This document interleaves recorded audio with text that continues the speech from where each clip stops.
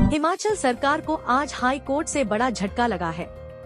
High court ने सरकार द्वारा लगाए गए 6 सीपीएस को हटाने के आदेश दे दिए हैं। साथ सीपीएस एक्ट 2006 को भी निरस्त कर दिया है।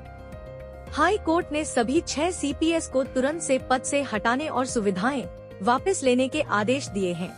कुछ कोर्ट ने कहा है क्या? देखिए, वो एक अलग प्रक्रिया है। भारतीय संविधान में ही वो प्रक्रिया निहित है, जिसमें माननीय राज्यपाल महोदय, इलेक्शन कमीशन ऑफ इंडिया जैसी संस्थाएं इन्वॉल्व हैं। तो इस स्टेज पर मैं ऐसी कोई बात कहना नहीं चाहूँगा, लेकिन वो न्यायालय के हाथ में नहीं था कि वो इस पर फैसला दे पाते। वो एक निहित प्रक्रिया के तहत माननीय राज्यपाल महोदय और उसमें उन लोगों को सुनवाई का मौका दिया जाना है। सुनवाई के मौका दिए जाने के पश्चात उन लोगों के साथ आगे के सारे कार्यवाही होनी है।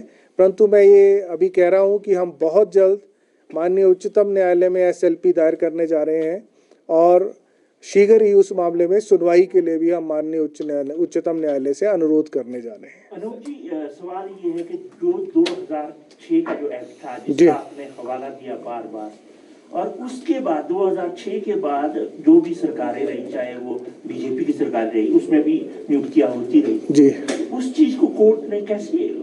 देखिए, उस चीज पे कोर्ट ने कोई टिप्पणी नहीं की। हमने कहा था कि जो सतपाल सिंह सत्ती पिटिशनर है, वो भी सीपीएस रह चुके हैं। उनके साथ सुखराम चौधरी जी सीपीएस रह चुके हैं।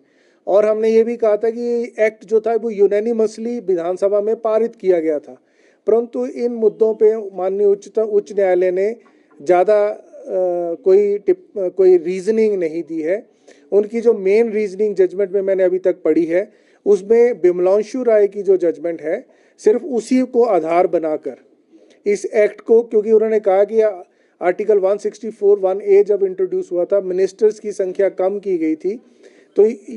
तो क्योंकि उस एक्ट का मतलब है कि मिनिस्टर्स 12 से ज़्यादा हिमाचल में नहीं हो सकते, इंक्लूडिंग चीफ मिनिस्टर। तो चीफ पार्लियामेंट्री सेक्रेटरी और पार्लियामेंट्री सेक्रेटरीज भी मिनिस्टर हैं। इस कारण वो भी इस पद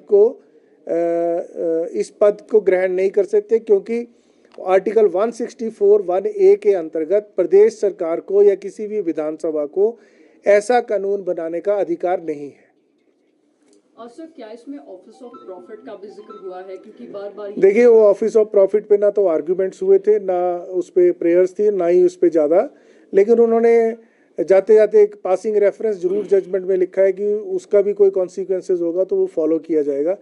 तो मैं जैसे कह रहा हूँ कि संविधान के अनुसार ही अगले फैसले होंगे। जो संविधान में निहित है, जो प्रक्रिया निहित है, वो प्रक्रिया हर किसी को अपनानी ही पड़ती है।